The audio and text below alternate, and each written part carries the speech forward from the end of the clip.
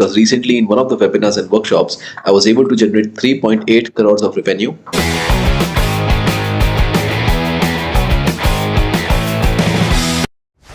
Hi guys, welcome to this YouTube video, and this YouTube video is more about webinars and workshop because recently in one of the webinars and workshops I was able to generate 3.8 crores of revenue. That's right, not 3.8 lakhs but 3.8 crores in just 3 years.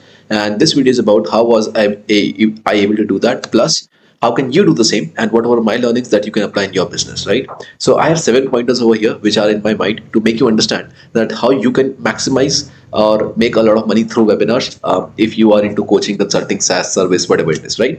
So the first point is obviously the no-brainer offer, right? Now understand this, that everyone tells you create the best offer, create the best offer, create the best offer. But what I would say is create a no-brainer offer. What do I mean by a no-brainer offer? A no-brainer offer is something which reduces the complexity of me making a decision to move forward with you. Let me explain. When you're selling a 5-10,000 rupees program in a webinar, it's much more easier to sell it. The reason is because the person who has that money is sitting and thinking, oh, I will spend this money over here. Now, what you need to make sure is you make that person believe that whatever you are going to spend on is not more important than spending over here. And you're competing against one thing. But when you're selling a high ticket product, I was selling a 2.5 lakh plus product. You are competing against a lot of things. Either you're competing with a very big thing like a car, like a home EMI, something like that, or I'm competing with a lot of different things. And when I'm doing that, I need to make sure that the offer that they see and the perceived value of that offer exceeds their expectation of what these all things can combine do. So think about your customer and think in ways on what are they would be spending on, and how can you make sure that your offer contradicts all of them and tells why this opportunity is better rather than investing in all these things that they are going to look for, right? Second, transition, right? So when you go from content to selling pitch, there's a period in between, right? And now most people, what they do is what the gurus have taught them is simply tease a concept and be like, now how many think there's much more to learn and how many think I should help you in this? Yes, let's move forward. There's not a right approach, and the reason for that is it clearly indicates that now you're moving from content to pitch. If that happens, your drop-off rate would be very high. In my case, 1800 people were in the room, 156 people bought, in which we saw 8% conversion rate, right? So that was the whole case, 7 to 8% if I'm not wrong. And that was a 2.5 lakh rupees plus GST product. So now when that is the case, you need to understand that transition drop off can lead to losses of lakhs. So the transition should be very smooth and they should feel they're a part of learning still. So that is how you do the transition, where people don't drop off and they don't feel the pitch has started, right?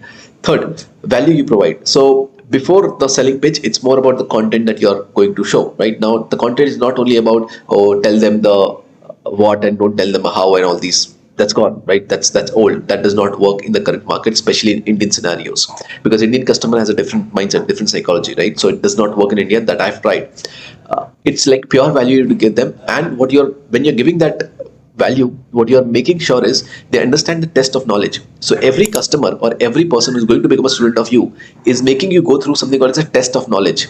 How many mind blow moments, aha moments, or realization moments you're giving them with time in the period they are with. So let's say you do a 3-hour workshop or a 3-day workshop, whatever it is. How much mind blow did they got compared to any other person that they've met till now? If that exceeds the expectation from you to charge also increase, right? So for example, if I go to a doctor and the doctor is like, you have a little bit of cough and cold and all of that, and moves forward, the trust on the doctor is not so much, and whatever that doctor would say, I would not take that seriously. But if the doctor diagnoses me for 1 hour, 2 hour, and then provides me real value and makes me understand what the problem is, what the disease is, what these can lead to, and all these things, plus advises me for free in all these scenarios and everything, me chances of going with anything that he says is very high. Why? Because the person has gone through the test of knowledge. He has exceeded the expectation that I have in mind for the person that I'm looking for to solve this problem. And when that happens, what you have done is you have provided maximum value, due to which they feel like, oh, you can charge high because your value is this much, right? If you provide this much value and you expect this much to pay, it's not possible. You can convert, but not so good, right? You cannot make good profits. But if you can make a system where value is this much, and then you're like, hey, by the way, I can, in 3 days I did this much.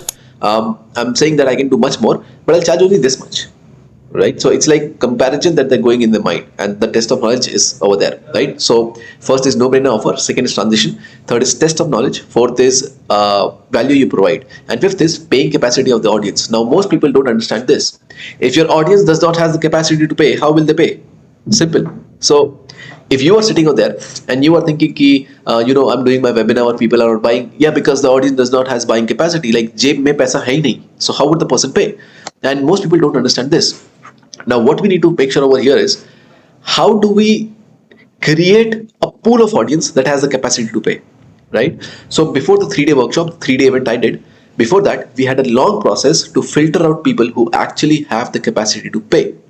Now I'm not saying all 18 people had the capacity, but the nurturing process that we went through made them a high paying audience for us, and that's how you can pitch a high ticket product, or else we can't, right? Then comes pre-product purchase history. Now most of people try to pitch their high ticket program to a cold audience. Wrong idea. Don't do that, because they don't trust you that much. What you need to make sure is the audience that is coming to you for a high ticket pitch has something called as a pre-product purchase history. That means they have bought something from you earlier, and the higher they have paid, or the more times the frequency of payment is higher, or the amount of payment is higher, the more chances are they operate into your high ticket program. So I'll give you an example. Either you have some 99, 500, 1000, 2000, 5000 offers, and they have bought a lot of those. That's first case. Or the second case is they have bought 3 times something of 20,000, or they have bought 1 time something of 70,000. Now it's an easier pitch for them to transition to 2.5 lakhs rather than this person paying you in a 99 rupees workshop, right? And the last thing is proof of result, which is surety.